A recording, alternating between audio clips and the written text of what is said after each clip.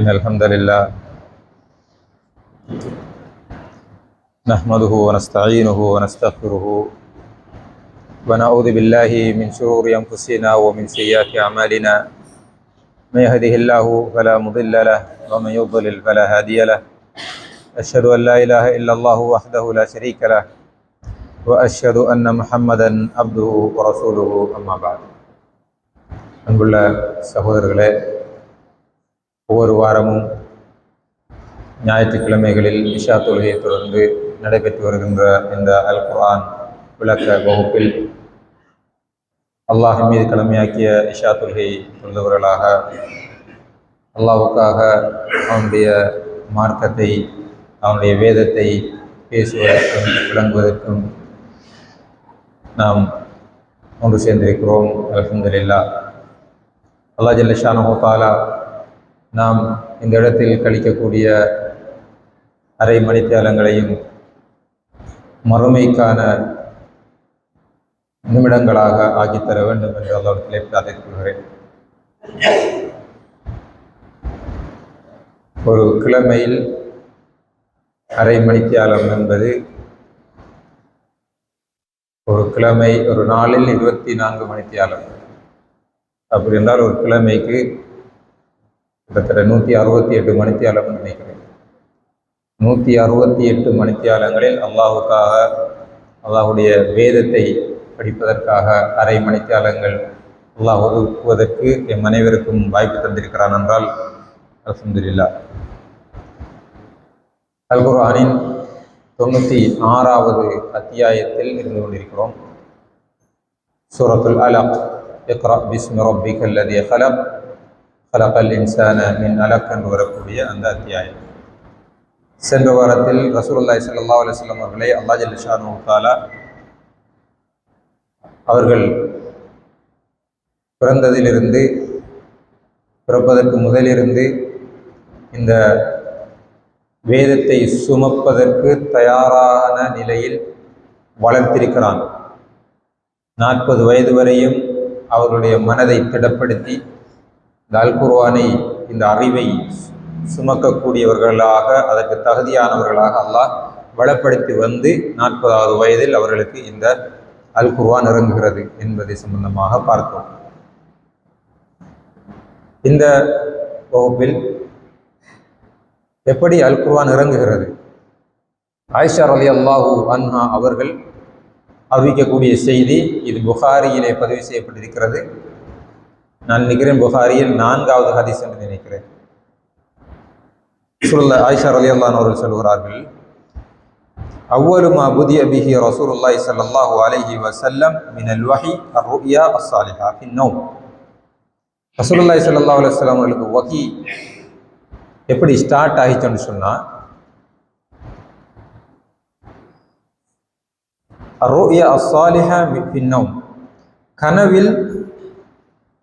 கனவின் மூலமாகத்தான் அவர்களுக்கு ஸ்டார்ட் ஆயிடுச்சு வஹி வரக்கூடிய அந்த ஆரம்ப கட்டம். ஃபகான லா யரா ருயா இல்லா ஜஅத் மிஸ்ல ஃபலக் சுபஹ். கனவு காண்பார்கள், கனவு அந்த நிஜத்தில் நடந்தால் எப்படி தெளிவு அறிக்குமோ அப்படி இருக்கும். அந்த கனவு கண்டா சிலது மறந்து போகும். கனவு கண்டு காலையில் எழும்பக்குள்ள சிலது மறந்துடும். நம்ம கனவை சொல்லுவோம், கனவு கண்டு அதுக்குள்ளே எங்கேயாவது ஒன்று சொல்லி நிற்கும். இப்படி தான் வந்த மாதிரி விளங்கிச்சு, இல்லை டிவர் மாதிரி விளங்கிச்சு, அப்படி எப்படியெல்லாம் இருக்கும். ஆனால் ரசூலுல்லாஹி ஸல்லல்லாஹு அலைஹி வஸல்லம் அவங்களுக்கு அந்த கனவு தெளிவாக, நம்ம நிஜத்தில் எப்படி நடக்குமோ அதே மாதிரி அந்த கனவு தெளிவாக இருந்துச்சு. இதுதான் அவங்களோட கனவு, அவங்களோட வகையுடைய ஆரம்பமாக இருந்துச்சு. அதே போல் காலையில் எழும்பி பார்த்தாங்கன்னு சொன்னால், காலையில் எழும்பி அந்த நாள் கழிக்கக்குள்ள அந்த விஷயம் நடந்த மாதிரி நடக்கும். சும்மா ஹுப்பிப இலையில் ஹலா, அப்படி போகிற டைமில் தான் இவங்களுக்கு தனி அறிக்கணுமென்ற அந்த உணர்வு வந்துச்சு. மக்களுடைய நடைமுறைகள், சிலை வணக்கம், கொலை கொள்ளை, இந்த மாதிரி விஷயங்களை பார்த்து அவங்களுக்கு ஒரு கவலை ஒன்று வந்து தனி அறிக்கணுமென்ற உணர்வு வந்துச்சு. வக்கான யஹ்லு பிகாரி ஹிரா, அதுக்கு போகிறதான் ஹிரா குகைக்கு போகிறதுக்கு, ஹிரா குகைக்கு தனியாக போக தொடங்கினாங்க. அந்த தனி எரிக்கணும்ன்ற ஐடியா வந்த உடனே எந்த டிஸ்டர்பும் இல்லாமல் ஒரு இடம் தேவைன்றதுனால அந்த இடத்தை நோக்கி அவங்க போறாங்க. மக்காவிலிருந்து மிக தூரமான ஒரு இடம், பெரிய உயர்ந்த மலை. ஃபயதஹன்னது அவங்க அவங்களோட ஸ்டைலில் இபாதத் செய்யக்கூடியவர்களாக இருந்தார்கள். அல்லயாலி தவாத்தில் அதத் قبل أن ينزع إلى أهله ويتزود لذلك ثم يرجع إلى خديجة فيتزود لمثلها. ஒரு குறிப்பிட்ட நாளைக்கு தேவையான உணவுண்டா அந்த காலத்தில் ரொட்டியை என்ன செய்வாங்கன்னு சொன்னால், ரொட்டியை காய வச்சு பிஸ்கட் மாதிரி ஆக்கி, ரொட்டி நோமலாக செஞ்ச உடனே நோமல் அரிக்கும், அது காஞ்சது கூட பிஸ்கட் மாதிரி ஆகிடும், அது பல நாளைக்கு இருக்கும். அப்போ அந்த மாதிரி ஒரு செட்டப் ஒன்றை செஞ்சு கொண்டு வைத்துருவாங்க. போய் குறிப்பிட்ட அந்த சாப்பாடு முடியும் வரையும், கொண்டு போன சாப்பாடு முடியும் வரையும் அந்த குகையிலேயே இருப்பாங்க. இருந்து இபாதத் செஞ்சு கொண்டு சமூகத்தை பற்றி கவலை, உம்மத்தை பற்றி கவலை, அந்த சிலையை வணங்குறாங்களே என்ற ஒரு வகையான கவலை, இந்த கவலையோடு காலத்தை கழிப்பாங்க. பிறகு சாப்பாடு முடிஞ்சால் திரும்ப வருவாங்க ஹதிஜா ரலியல்லாஹு அன்ஹா அவங்கள்ட்ட. வந்து ஹதிஜா ரலியல்லாஹு அன்ஹா அவங்கள்ட்ட இருந்து திரும்ப சாப்பாடை ரெடி பண்ணி எடுத்துக்கு திரும்ப போவாங்க. திரும்ப போனாங்கன்னா திரும்ப சாப்பாடு முடியும் வரையும் இருப்பாங்க. அப்போ தாவாவுக்கு பொம்பளைகள் எப்படி சப்போர்ட் பண்ணிக்கிறாங்கிறத நான் பார்க்கலாம் இந்த விஷயத்தில். ஹத்தா ஜாஅஹுல் ஹக்கு, இது எது வரைக்கும் இப்படி மிச்ச நாளாக போகுது, எத்தனை நாள் ரெண்டு இல்லை, நீங்கள் நீண்ட நாள் அப்படி தான் போகிற, கவலையோட யோசிச்சுட்டு இருக்கிற, சாப்பாடு முடிஞ்சோட வார திரும்ப எடுத்துகிட்டு போகிற, இந்த மாதிரி. அதுக்கு போகிறதா எது வரைக்கும் ஹத்தா ஜாஅஹுல் ஹக்கு வஹுவ ஃபீ காரி ஹிரா, அந்த ஹிரா குகையில் இருக்கிற நேரத்தில் இந்த அல் குர்ஆன் வரும் வரையும் இப்படி போனாங்க. அதுக்கு பிறகு போகல. ஃபஜாஅஹுல் மலக்கு, அந்த சம்பவத்தை சொல்றாங்க. ஃபஜாஅஹுல் மலக், அங்கே ஜிப்ரீல் அலைஹிஸ்ஸலாம் அவர்கள் வந்தார்கள். மேலே இந்த ஜிப்ரீல் அலைஹிஸ்ஸலாம் அவங்க இந்த இடத்துல வந்து வஹியை அறிவிச்சிட்டு அப்படி வஹியெல்லாம் சொல்லி முடிஞ்சதுக்கு பிறகு ஜிப்ரீல் அலைஹிஸ்ஸலாம் அவங்க போறாங்க, உயர்ந்து போறாங்க. அந்த உயர்ந்து போக்குள்ள ஜிப்ரீல் அலைஹிஸ்ஸலாம் அவங்கள ரசூலுல்லாஹி ஸல்லல்லாஹு அலைஹி வஸல்லம் அவர்கள் உண்மையான தோற்றத்தில் கண்டார்கள். யசுத்துல் உஃபுக் என்ற அந்த ஹதீஸ்ல வருது. அந்த வானத்தை அண்ணந்து அவங்க பறந்து அவங்க போக்குள்ள மேலே போக்குள்ள ரசூலுல்லாஹி ஸல்லல்லாஹு அலைஹி வஸல்லம் அண்ணந்து பார்க்காங்க. அவங்களுக்கு வானம் விளங்கல்ல, வானம் மறைச்சிருந்துச்சுன்னா அவங்களோட தோற்றம், அவங்களோட உருவம் அவ்வளோ பிரம்மாண்டமானது, அவங்களுடைய இறகுகள், அவங்களுடைய தோற்றம் அவ்வளோ பிரம்மாண்டமானது என்று ரசூலுல்லாஹி ஸல்லல்லாஹு அலைஹி வஸல்லம் சொன்னாங்க. ரசூலுல்லாஹ் பயந்து போய் ஹதீஜா ரலியல்லாஹு அன்ஹா ஓடுறாங்க. ஓடி எனக்கு என்னமோ நடந்துட்டு, எனக்கு என்னமோ பிரச்சனை ஆயிட்டு என்று பயந்து போய் போறாங்க. அந்த பயந்ததுக்கு இதுவும் ஒரு காரணம். என்ன காரணம்னா, அந்த குகை என்பது நான் ஏற்கனவே சொன்ன மாதிரி சாதாரணமா அப்படி போகலாம், அது கொஞ்சம் கத்திப்பாட்டில் தான் போகணும். அந்த இடத்துக்குள்ள ஜிப்ரீல் அலைஹிஸ்ஸலாம் அவங்க மனித தோற்றத்தில் தான் போறாங்க. அந்த குகைக்குள்ள போய் அப்படி பறந்து போகக்குள்ள இப்படி இந்த ஒரு உருவம் இப்படி ஆயிடுச்சுன்ற உண்மையில எவ்வளவு பயம் அறிக்கும், அந்த டைம் டென்ஷன் அறிக்கும். அப்ப ஜிப்ரீல் அலைஹிஸ்ஸலாம் அவங்க வாராங்க உள்ளுக்கு. ஃபகால இக்ரா, ஓதுங்கன்னு சொன்னாங்க. இக்ரா, ஓதுங்கன்னு சொன்னாங்க. ஓதுங்கன்னு சொன்ன உடனே கால மா அன பிகாரி, எனக்கு ஓத தெரியான்னு சொன்னாங்க. ஓத மாட்டேன்னு சொல்லல. லா அக்ரா வேண்டா, நான் ஓத மாட்டேன் என்று அர்த்தம். மா அன பிகாரின்னா எனக்கு ஓத தெரியா. அப்போ அந்த இடத்துல ரசூலுல்லாஹி ஸல்லல்லாஹு அலைஹி வஸல்லம் இதெல்லாம் தெரியா, இது வஹி, இது குர்ஆன் என்றெல்லாம் தெரியா, அல்லாஹ்ட்ட இருந்து வருது என்றெல்லாம் தெரியா. ஒரு மனுஷன் இந்த இடத்துல வந்திருக்கார், வந்து நம்மளை ஓத சொல்றாருண்டா அந்த மறுப்பு தெரிவிக்கல, ஆனா எனக்கு தெரியான்னு சொல்றாங்க.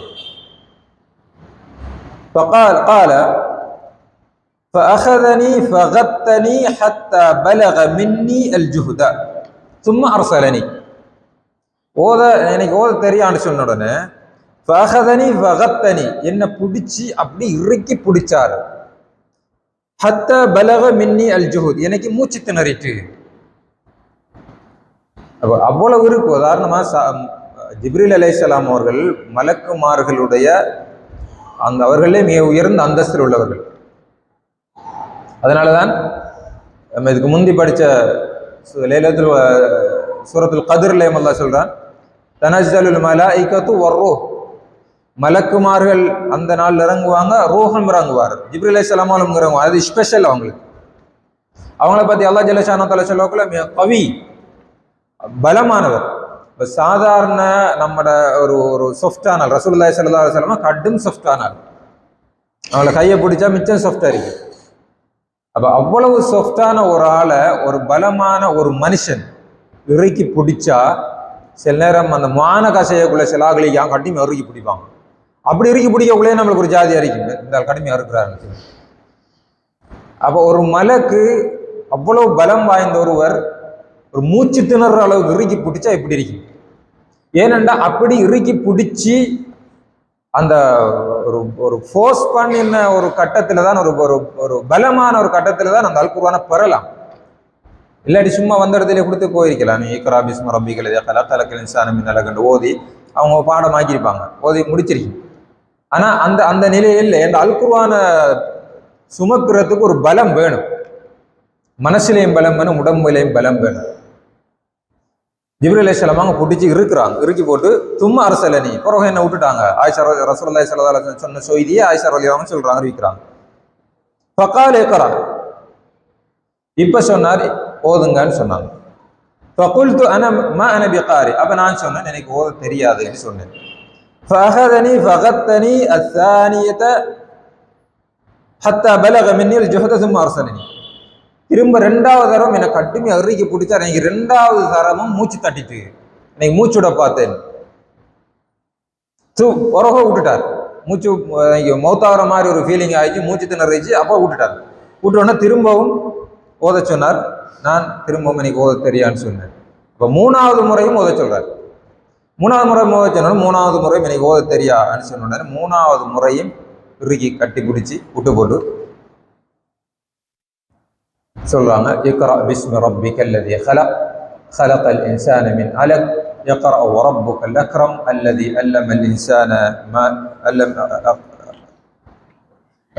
கலக்கல் இன்சான மின் அலக் இக்ரா வரப்புக்கல் அக்ரம் அல்லதீ அல்லம பில் கலம் அல்லமல் இன்சான மா லம் யஅலம் என்று சொல்லக்கூடிய 5 வசனத்தையும் ஜிப்ரீல் அலைஹிஸ்ஸலாம் அவங்க ஓதுறாங்க. அந்த இடத்துல ஓதினோன்னா ரசூலுல்லாஹி ஸல்லல்லாஹு அலைஹி வஸல்லம் அவங்களுக்கு அது பாடம் ஆயிடுச்சு. அதுக்கப்புறம் ரசூலுல்லாஹி ஸல்லல்லாஹு அலைஹி வஸல்லம் அவங்க ஓதுறாங்க. இந்த சம்பவம் முடிஞ்சோடனே ஜிப்ரீல் அலைஹிஸ்ஸலாம் அவங்க போயிட்டாங்க. போனா அதுக்கப்புறம் தான் ரசூலுல்லாஹ் ஒன்று அண்ணந்து பார்க்குறாங்க, வானம் மறைஞ்சிருச்சு. இப்போ பயந்துட்டாங்க. என்ன பயம்? ஒரு பக்கம் இங்கால இவங்களை கண்டது போனத, ஒரு பக்கம் ஜிப்ரீல் அலைஹிஸ்ஸலாம் அவங்க அப்படி நெருக்கினது. இந்த 2 பயம். அடுத்தது என்ன நடந்திருக்கு நம்மளுக்கு தெரியாத ஒரு டென்ஷன். இப்போதான் வேகமாக ஹதீஜா ரலியல்லாஹு அன்ஹா ஓடி வராங்க. ஓடி வந்து சொல்றாங்க, எனக்கு என்னமோ நடந்துட்டு, எனக்கு என்னமோ ஆகிட்டு பயமா கிடக்கு என்று ஹதீஜா ரலியல்லாஹு அன்ஹா சொன்னா, ஹதீஜா ரலியல்லாஹு அன்ஹா சொல்றாங்க, பயப்படாதீங்க, லா யுஹ்ஸீக அல்லாஹு அபதா, நிச்சயமாக அல்லாஹ் உங்களை கைவிட மாட்டான், உங்களுக்கு அநியாயம் நடக்காது. ஏன்னா நீங்க ஏழைகளுக்கு உதவி செய்கிறீங்க, கஷ்டப்படுறாங்களுக்கு உதவி செய்கிறீங்க, அனாதைகளை நீங்க பராமரிக்கிறீங்க, அவங்களோட இறக்கம் இருக்கிறீங்க. எனவே இப்படியான ஆட்களை வந்து அல்லாஹ் கைவிட மாட்டான். சில நேரம் சில சோதனைகள் வரும் என்று சொல்லிட்டு ஒரு ஆறுதலை சொல்றாங்க. அதுக்கு பிறகு ஹதீஜா ரலியல்லாஹு அன்ஹா வரக்கத் பின் நௌஃபல்கிட்ட போய், அவர் ஏற்கனவே உள்ள வேதத்தை படித்தவர், அவர்கிட்ட போய் உங்களோட சகோதரன் மகனுக்கு இப்படி ஒரு சம்பவம் நடந்திருக்கு, இப்படி நடந்தாம், ஹிரா குகையில் இருந்தாம், இப்படி ஒரு ஆள் வந்தாம், இப்படி ஓதினாம், இப்படி ஓதி காட்டினாம், இறுக்கி பிடிச்சாமண்டெல்லாம் சொன்ன உடனே அவர் ஏற்கனவே உள்ள வேதத்தை அறிஞ்சவர் தானே, அவர் படித்தவர். அந்த வேதத்தில் இறுக்கி இப்படி இந்த செய்திகள் எல்லாம் இப்படி ஒரு வகை வருமண்டு, கடைசியில் ஒரு நபி வருவாருண்டு. அப்போ அவர் சொல்றார், ஹாதா நமூசுல் அக்பர், இதுதான் இவர் வந்து மிகப்பெரிய ஒரு மலக்கு, இவருக்கு அல்லாஹ்விடத்திலிருந்து இந்த வேதம் வந்திருக்கி, வஹி வந்திருக்கி. நான் ஒரு காலம் வரும், அந்த காலத்தில் இவர் மக்காவை விட்டு விரட்டி அடிக்கப்படுவார்.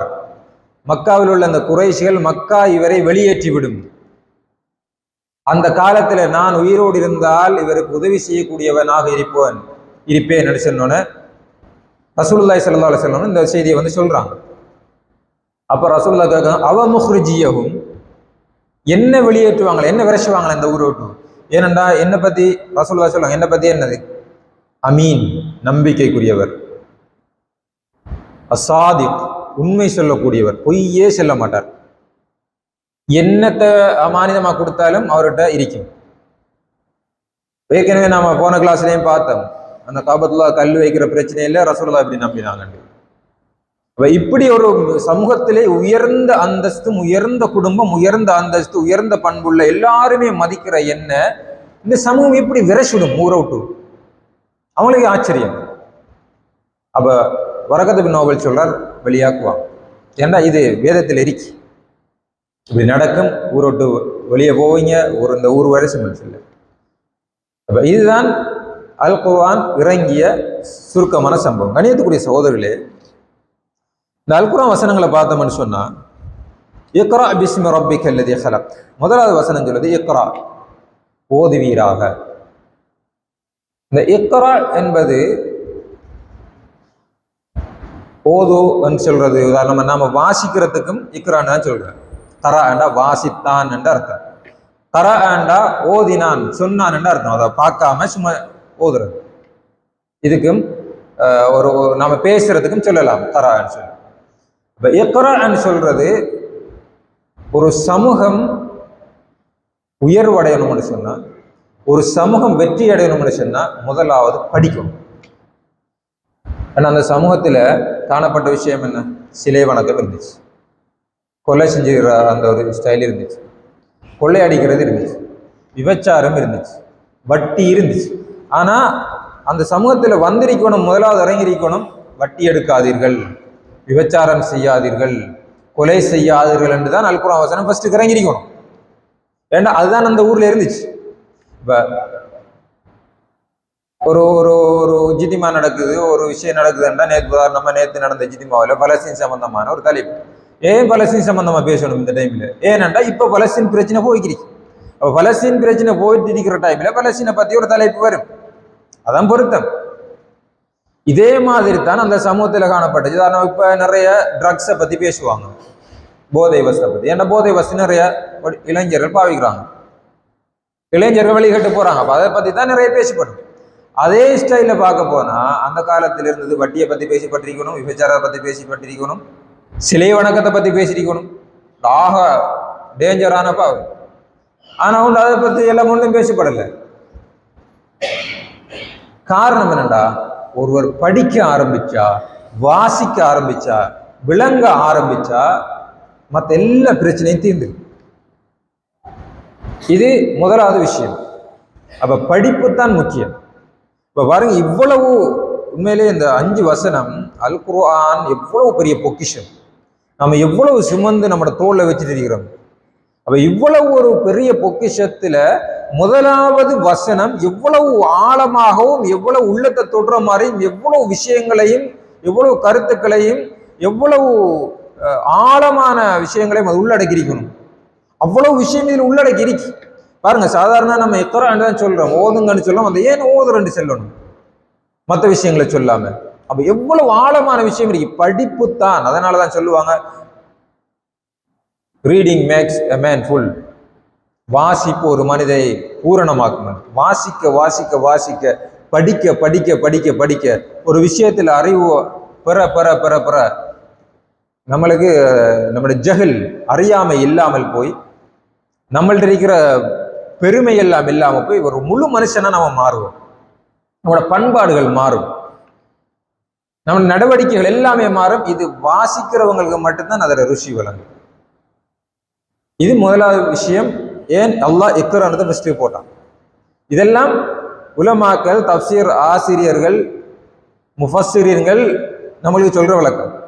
ரெண்டாவது விஷயம், ரசூலுல்லாஹி ஸல்லல்லாஹு அலைஹி வஸல்லம் அவங்க வாசிக்க தெரியாதா? உம்மி நபின்னு நம்ம சொல்லுவோம். உம்மி நபின்னு சொன்னா எழுத தெரியாது, வாசிக்கவும் தெரியாது. ஒரு புத்தகத்தை பார்த்து வாசிக்க தெரியா, ஏதாவது ஒன்று சொன்னா அதை எழுதவும் தெரியாது. அதனாலதான் ஹுதைபியா உடன்படிக்கை நடந்த டைம்ல அவங்க சொன்னாங்க, நான் முஹம்மத் ரசூலுல்லா என்று அந்த உடன்படிக்கை எழுந்துச்சு, முகமது ரசூலுல்லா. குறைஷிகள் சொன்னாங்க, முஹம்மது என்றது இருக்கட்டும், ரசூலுல்லான்றதை அழிச்சு விடுங்கட்டா. இந்த ரசூலுல்லான்றதை நாங்கள் ஏற்றுக்கொள்ளல. அப்போ ஒப்பந்தத்தில் எப்படி ரசூலுல்லான்னு போடுறேன், அதை அழிச்சு விடுங்க. நீங்க ரசூலுல்லான்றதை நாங்கள் ஏற்றுக்கொண்டிருந்தோம்னா பிரச்சனையே இல்லையே. அதனால ரசூலுல்லான்றதை அழிக்க முஹம்மது பின் அப்துல்லாட மகன் முகமது என்று போடுங்கன்னு சொன்னாங்க. சஹாபாக்கள் சொன்னாங்க, உமர் ரலியல்லாஹு அன்ஹு கடும் கடும் கோபம் வந்து எப்படி அழிக்கலாம் ரசூலுல்லாஹ் என்ற வார்த்தையா அழிக்கிறது நாங்கள் எப்படி அழிக்க அது மனசு வராது, அந்த அளவுக்கு எங்களுக்கு தைரியம் இல்லை. அதனால அழிக்கலான்ட்டாங்க. ரசூலுல்லாஹ் சொன்னாங்க அழிங்க பிரச்சனை இல்லைன்னு சொன்னாங்க. அவரை சஹாபாக்கள் ஒருத்தரும் அழிக்கல, அந்த மனசு வரல அவங்களுக்கு. ரசூலுல்லாஹ் என்ற வார்த்தை இல்லாமல் ஆக்குறது என்னமோ ரசூலுல்லாவை இல்லாம ஆக்குற மாதிரி. அப்ப ரசூலுல்லாஹ் கேட்டாங்க, சொன்னாங்க அந்த எவிடத்தை ரசூலுல்லாஹ் இருக்கன்னு காட்டுங்கன்னு சொன்னாங்க. ரசூலுல்லாஹ் இருக்கிறத வாசிக்க தெரியும். அப்ப வாசிக்க தெரியாத எழுத தெரியாத ஒருவர் மக்களுக்கு இப்ப படிச்சு கொடுக்க போறார், சொல்லி கொடுக்க போறார். அல் குர்ஆன ஓதி அதனுடைய விளக்கம் சொல்ல போறார். ஏன்னா அந்த காலத்தில் இருந்தவர்கள் குறைஷிகள் இந்த எழுத்து துறையிலையும் கவிதையிலையும் சும்மா தலைதெறிச்ச அறிவும் தலைதெறிச்ச விஷயமும் கொண்டார்கள். சில ரசூலுல்லாஹி ஸல்லல்லாஹு அலைஹி வஸல்லம் எழுத வாசிக்க தெரிஞ்சிருந்தா இந்த குர்ஆனை இவர் எழுதிக்கு வந்திருக்காருன்னு சொல்லியிருக்கலாம். அப்ப எழுத வாசிக்க தெரியாத ஒருவர் இவ்வளவு ஆழமான விஷயங்களை சொல்றது ஒரு ஆச்சரியம். சாதாரண ஒரு ஆள் ஒரு பெரிய எழுத படிக்க வாசிக்க தெரிஞ்சாலே சொல்ல முடியாத ஆழமான கருத்துக்களையும் ஆழமான வசனங்களையும் கவிதை நடைகளையும் கொண்ட இந்த அல் குர்ஆனை, இந்த வசனங்களை சாதாரணமாக ஒரு விஷயம் தெரியாத ஒரு ஆள், விஷயம் தெரியாதா எழுத வாசிக்க தெரியாதால் சொல்லவே இயலாம். அப்ப இது ஒரு ஆச்சரியத்தை மக்கள் அறிஞ்சு கொள்ளணும், புரிஞ்சு கொள்ளணும்ன்றதுக்காக அல்லாஹ் ஜல்ல ஷானஹு இக்ரா என்று சொல்லியிருக்கான். இது ஒரு ஆச்சரியம், இது ஒரு முஅஜிஸா. அவருக்கு தான் எழுதவும் தெரியாது வாசிக்கவும் தெரியாது. அப்ப இந்த ஆச்சரியத்தை சொல்வதற்காகவும் அல்லாஹ் ஜல்ல ஷானஹு தஆலா இந்த இக்ரா என்றதை முதல் வச்சிருக்கான். அதே போல எழுத வாசிக்க தெரியாத ஒருவரும் அல் குர்ஆனை மனனம் செய்யலாம், ஓதலாம் என்பதற்கு இது ஒரு ஆதாரம். இன்றைக்கு நிறைய கண் தெரியாதவர் சிறுவர்கள் அல் குர்ஆனை கேட்டு கேட்டு கேட்டு கேட்டு கேட்டு பாடமாக்கிருக்காங்க 30 ஜுசுவை. அப்ப அல் குர்ஆனை எழுத வாசிக்க தெரியாத ஒருவரும் அல் குர்ஆனை மனனம் செய்யலாம், ஓதலாம் என்பதற்கு இது ஒரு அடையாளம், ஆதாரம். இன்றைக்கு நம்மள நிறைய பேருக்கு அல் குர்ஆன் ஓத தெரியாது. எவ்வளவு ஆழமான விஷயங்களையும் கருத்துக்களையும் உள்ளடக்கி இருக்கிறது. ஒரு எழுத்துக்கு 10 நன்மை, அலிஃப் லாம் மீம் என்று ஓதினா 30 நன்மை என்றெல்லாம் நம்ம நிறைய ஹதீஸ்ல எல்லாம் பார்க்கிறோம். ஆனா இவ்வளவு ஆழமான பெரிய பொக்கிஷத்தை நம்ம கையில வச்சிருக்கிறோம், அது என்ன இருக்குன்னு நமக்கு தெரியாது. பாருங்க, அல்லாஹ் ஒவ்வொரு வசனத்தையும் ஒவ்வொரு சொல்லையும் எவ்வளவு ஆழமா நம்மளுக்கு கொண்டு வந்திருக்கிறான். இக்ரா பிஸ்மி ரப்பிக்கல் லதீ ஹலக், பிஸ்மி ரப்பிக்க, உன்னுடைய ரப்புடைய பெயரை கொண்டு ஓதுவீராக. பாருங்க, அங்க உன்னுடைய ரப்புடைய, அங்க என்ன சொல்லப்படுது? ரசூலுல்லாஹி ஸல்லல்லாஹு அலைஹி வஸல்லம் அவங்களுக்கு முதலாவது விஷயத்துல பிஸ்மி ரப்பிக்க, இந்த வசனங்கள் எல்லாம் உங்களுடைய ரப்பிடத்திலிருந்து வருகிறது. எனவே நீங்க அதை என்ன செய்யணும்டா எடுத்து மக்களுக்கு சொல்லணும். இது உங்களோட வசனம் இல்லை, இது ஜிப்ரீல்ல வசனமும் இல்லை. பிஸ்மி ரப்பிக்க, உங்களுடைய ரப். அப்ப உங்களுடைய ரப்பண்டா பராமரிக்கக்கூடியவன், சொந்தக்காரன். அப்ப உங்களை பராமரிக்கக்கூடிய அந்த ரப்புடைய வார்த்தை அல்லது ஹலக், உங்களை படைத்த ரப்பு. அல்லாஹ் நிறைய வேலை செய்யறான். படைக்கிறதும் அல்லாதான், உணவளிக்கிறதும் அல்லாதான், நம்மளுக்கு ரிஸ்க் தாரதும் அல்லாதான். ஏன் இங்க ரப்பிகள் ஹலக், படைத்தல், உன்னை படைத்த ரப்பன்னு சொன்னான். உனக்கு உணவளித்த ரப்பன்னு சொல்லியிருக்கலாமே, உனக்கு ரிஸ்க் அளிக்கக்கூடிய ரப்பன்னு சொல்லியிருக்கிறாமே. ஏன் படைத்துக்க ரப்பன்னு சொன்னான்? ஏனென்றா குறைஷிக்காவிர்கள் முதலாவது அந்த அல்லாவை நிராகரிச்சாலும் உங்களை படைச்ச யாருன்னு கேட்டா ரப்பன் அல்லாஹ் நான் சொல்லுவாங்க. எனவே அந்த குறைஷிகள் நம்பிட்டு இருந்தாங்களே, படைச்சது யாருன்னு கேட்டா அல்லான்னு சொல்லுவாங்க. அப்ப அந்த அல்லாஹ் வணங்கண்டா வணங்க மாட்டாங்க, படைத்தவன் அல்லான்னு தான் அவங்க நம்பிட்டு இருந்தாங்க. அதை ஞாபகப்படுத்துவதும், அப்ப கேட்கிறவங்களுக்கு குறைஷிகளுக்கு ஓ ரப்பு தான், அது நம்மளை படைச்ச ரப்பிடத்து தான் வந்தது என்றதை அறிஞ்சு கொள்றதுக்காகவும். ரெண்டாவது, அந்த மக்கள் சிலை வணங்கி கொண்டிருந்தாங்க. சிலை வணங்கி கொண்டிருந்தவர்கள் அல்லாஹ் ஏற்றுக்கொண்டு தான் இருந்தாங்க. படைச்சவன், அதாவது படைச்சவன் அல்லாஹ் ஏற்றுக்கொண்டு தான் இருந்தாங்க. அவங்களுக்கு விளங்கணும், நீ படைச்சவனை விட்டுட்டு எப்படி இன்னொரு அளவு வணங்குவாய் என்றது அல்லாஹ் ஒரு கேள்வியாக இதில் வச்சுக்கிறார். ஏன் சிலைகளை வணங்குறீங்கன்னு ஃபர்ஸ்ட் கேட்டா அது சிக்கலாயிடும். கேட்ட உடனே எடுக்க மாட்டாங்க. அப்ப அவங்க ஏற்றுக்கொண்ட அல்லாஹ் தான் படைத்தவன் என்று அவங்க நம்புறாங்க. ஆனா அல்லாஹ் வணங்க மாட்டாங்க. அப்ப இங்க அல்லாஹ் ஏன் இதை சொல்றாருண்டா, சரி படைச்சவன் அல்லாஹ் தானே, அப்ப நீ அவனைத்தானே வணங்கணும் என்றது அல்லாஹ் அவங்களுக்கு சொல்லாம அந்த இடத்துல சொல்றான். அல்ல, ஒருவன் ஒரு ஒன்றை வணங்குறதாக இருந்தா அது அவனை விட உயர்ந்ததா இருக்கும். நாம ஒரு ஆளுக்கு கட்டுப்பட்டு வாழ்றதா இருந்தா அவர் நம்மளோட அந்தஸ்துல உயர்ந்திருக்கணும், படிப்புல உயர்ந்திருக்கணும், இல்லாட்டி எப்படி இல்லாட்டி வயசுல உயர்ந்திருக்கணும். ஏதோ ஒன்று இல்லை, நம்மளை விட உயர்வானவர் இருந்தால் தான் அவரை கட்டுப்படலாம். ஒரே சமமான அதிகாரம் உள்ள ஆள் ஒரு ஆளுக்கு கட்டுப்பட மாட்டார். அப்ப கல்லை வணங்காதீர்கள், சிலைகளை வணங்காதீர்கள். ஏன்னா அது படைக்கப்பட்டது வணங்கப்படுவதற்கு தகுதியே இல்லை என்றத அந்த மக்களுக்கு சொல்லாம சொல்றான் அந்த வசனத்தில். அதனால ஹலக்கண்டு போட்டான். இல்லாட்டி பிஸ்மி ரப்பிக்கல் அல்லதி ரஸகக என்று போட்டிக்கலாம், உனக்கு உணவளித்த ரப்பின் மீது ரப்புடைய பெயரை கொண்டு ஓதுவீராக. அப்ப படைத்தல் என்றது அல்லாஹ்வுக்கு மாத்திரம் உரிய பண்பு. படைத்தவனை மாத்திரம்தான் நாங்கள் வணங்கலாம். அல்லாஹ் நம்மளை படைச்சிருக்கக்குள்ள, அல்லாஹ் நம்மளுக்கு உணவு தரக்குள்ள நாம் எப்படி இன்னொரு ஆளை வணங்குறது? இன்னொரு ஆளை வணங்குறதோட நம்ம படைச்சவனை வணங்கி போகலாமே. எனவே படைக்கப்பட்ட ஒரு பொருள், அது கல்லாக இருக்கலாம், மண்ணாக இருக்கலாம், மனிதனாக இருக்கலாம், ஒரு படைக்கப்பட்ட பொருள் வணங்கப்படுவதற்கு தகுதி இல்லை. அந்த காலத்துல சிலை வணக்கம் தான் நிறைய இருந்துச்சு. அப்ப சிலை வணக்கத்தை சொல்லாம எப்படி அல்லாஹ் அந்த வசனத்தை வச்சு பூத்தி சொல்லிடுறான்னு பாருங்க. இவ்வளவு ஆழமான விஷயங்கள் அல்குர்ஆன் அடங்கியிருக்கு. ஒவ்வொரு சொல்லுலையும் விஷயம் இருக்கு, ஒவ்வொரு எழுத்திலையும் விஷயம் இருக்கு. எனவே இந்த வசனம் முதலாவது படிப்பை பத்தி சொல்லுது, வாசிப்பை பத்தி சொல்லுது. அதே போன்று ஒரு முஅ்ஜிஸா, படிப்பறிவு இல்லாத, எழுத வாசிக்க தெரியாத ஒருவர் ஆழமான கருத்துக்களை சொல்லக்கூடிய ஆள சொல்றாருன்னா இது ஒரு முஅ்ஜிஸா, இது இவர வசனம் இல்லை, இது இவர வார்த்தை இல்லை என்றது அல்லாஹ் ப்ரூவ் பண்றதுக்காக இந்த இக்ரா என்ற சொல்ல போடுறான். ரப் என்ற சொல்ல போறான். என்னண்டா எந்த நேரத்திலும் அல்லாஹ் உங்களை பாதுகாப்பான், அல்லாஹ் தான் உங்களை வளர்த்து வருகிறான், அல்லாஹ் உங்களை பாதுகாப்பான் என்ற அந்த விஷயத்தை சொல்றான். ஏண்டா இந்த சமூகம் உங்களை விரட்டும்ன்றது, அந்த நேரத்தில் பயப்படக்கூடாதுன்றதுக்காக. அதே போன்ற அடுத்ததாக ஹலக் என்று சொல்றான். ஏனென்றால் சிலை வணக்கம் கூடாது, படைக்கப்பட்டதை வணங்கக்கூடாது, படைத்தவரைத்தான் வணங்க வேண்டும் என்பதை அல்லாஹ் ஜல்ல ஷானஹு வ தஆலா இந்த வசனத்திலே சொல்லி காட்டுகிறான். இது போன்று வரக்கூடிய ஒவ்வொரு சொல்லிலும் ஒவ்வொரு வசனத்திலும் நிறைய ஆழமான கருத்துக்கள் இருக்கின்றன. ஒவ்வொரு கருத்தையும் ஓரளவுக்கு முடிந்த வரைக்கும் அரை மணித்தியாலங்கள் செலவு செய்து கழித்து இந்த அல்குர்ஆன் தஃப்சீர் விளக்கத்தை வாராந்தம் இன்ஷா அல்லாஹ் பார்க்கலாம். அடுத்த வகுப்பில் தொடர்ச்சியாக இன்ஷா அல்லாஹ் இரண்டாவது வசனங்களை பார்க்கலாம். எல்லாம் அல்லாஹ் ஜல்ல ஷானஹு வ தஆலா அல்குர்ஆனில் உள்ள ஆழமான விஷயங்களை அறிந்து, அல்குர்ஆன் இவ்வளவு விஷயம் உள்ளடக்கி இருக்கிறதா என்று நாங்களும் உணர்வுபூர்வமாக அல்குர்ஆனை ஓதுவதற்கும் தர்ஜுமாவை வாசிப்பதற்கும் நெருங்குவதற்கும் முயற்சி செய்ய வேண்டும்.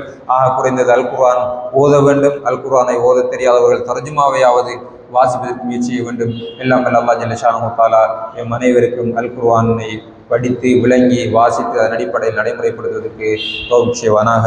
வ ஆகிரு தஅவானா அல்ஹம்துலில்லாஹி ரப்பில் ஆலமீன். வஸ்ஸலாமு அலைக்கும் வரஹ்மத்துல்லாஹி வபரகாத்துஹு.